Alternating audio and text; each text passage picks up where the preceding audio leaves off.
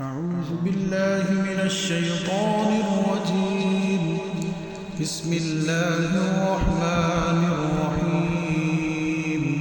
وقال لهم نبيهم إن آية ملكه أن يأتيكم التابوت فيه سكينة من ربكم وبقية مما ترك آل موسى وآل هارون تحمله الملائكة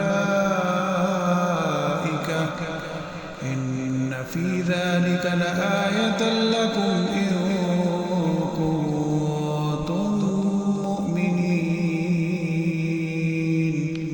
ثم أنزل الله سكينته على رسوله وعلى المؤمنين وأنزل جنودا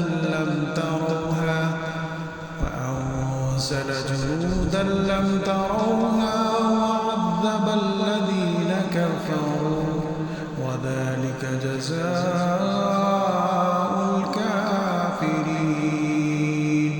إلا تنصروه فقد نصره الله إذ أخرجه الذين كفروا ثاني اثنين إذ هما في الغار إذ يقول لصاحبه لا تحزن إن الله معنا فأنزل الله سكينته عليه وأيده بجنود لم تروها وجعل كلمة الذين كفروا السفلى وكلمة الله هي العليا والله عزيز حكيم. هو الذي أرسل السكينة في قلوب المؤمنين ليزدادوا إيمانا مع إيمانهم ولله جنود السماوات والأرض وكان الله عليما حكيما.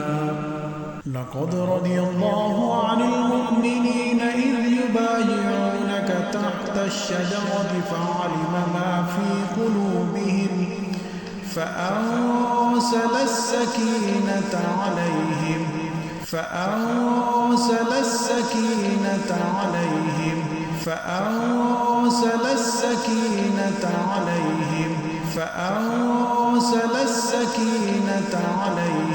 وأثابهم فتحا قريبا.